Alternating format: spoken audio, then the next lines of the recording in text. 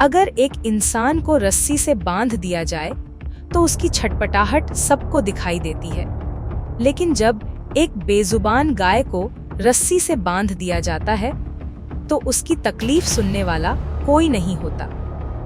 ऐसे ही एक मामले में कुछ गौ सेवकों ने मौके पर पहुंचकर गाय को रस्सी से मुक्त कराया और तुरंत थाना पुलिस अधिकारियों को कॉल कर सूचना दी ताकि आगे उचित कार्रवाई हो सके।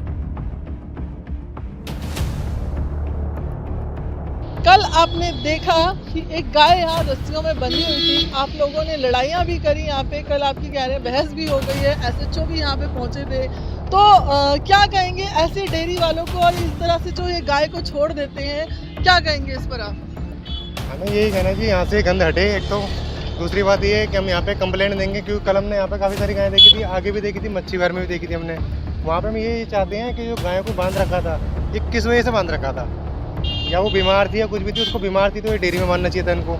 ये उनकी उठाने की पूरी प्लानिंग थी। रात को हमें सूचना भी आती है, गाड़ी यहाँ पे आती है, रात को 2 बजे तक गाड़ी आती है और यहाँ से गाय को उठा के ले जाते हैं लोग। तो उसको एक निशान, एक चिन्हित कर रखा था उस गाय को कि इस गाय को ये निशान है हमारा, आज इसको उठा के ले जाना है। जैसे हमने उसको बंदा देखा, हमने उसको तुरंत खोला और हमने पुलिस कंप्लेंट करी।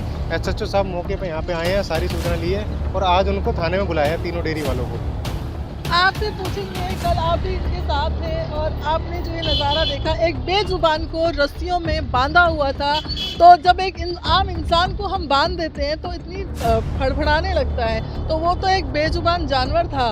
उस पर आप क्या कहेंगे? जो गौ रक्षक के लिए सारे आवाज़ उठाते हैं, तो उनको ये आवाज़ उठानी चाहिए डेयरी वालों के खिलाफ? बिल्कुल सही है, आवाज़ उठानी चाहिए। मैं नहीं देखा था, मैंने भाइयों को फ़ोन करा, भाई ऐसे ऐसे बात है। उन्होंने निशाना डाल रखा था इस पर उठाने के लिए। यहाँ रात को 2 बजे गाड़ी आती है, गाड़ी में भरते हैं और ले जाते हैं काटने के लिए।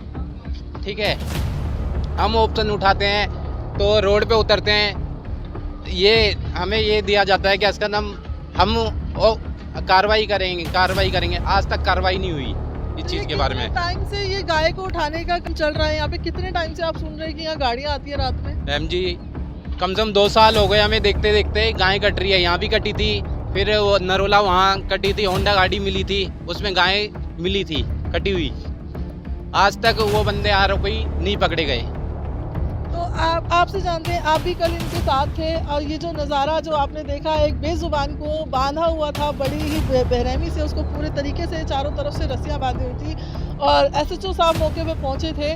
तो इन लोगों को, जो एक गौ तस्कर वाले लोग हैं, उनको क्या कहना चाहोगे? और ये जो डेयरी वाले हैं, इस पे जो इस तरह से गायों को छोड़ देते हैं अपनी कूड़ा करकट खाने के लिए, इस पर क्या एक्शन लेना चाहिए? और जो गौ सेवा के लिए आवाज़ उठाते हैं, तो उनके लिए आप क्या कहेंगे?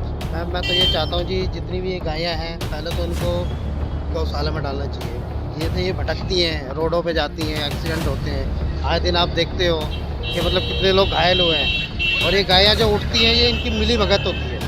तो ये जितने भी दूध की डेयरी वाले हैं, इनके पास कंप्लेंट होती है।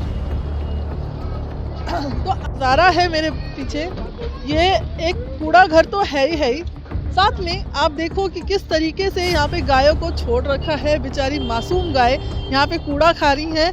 इसका जवाब कौन देगा? एक आम इंसान जो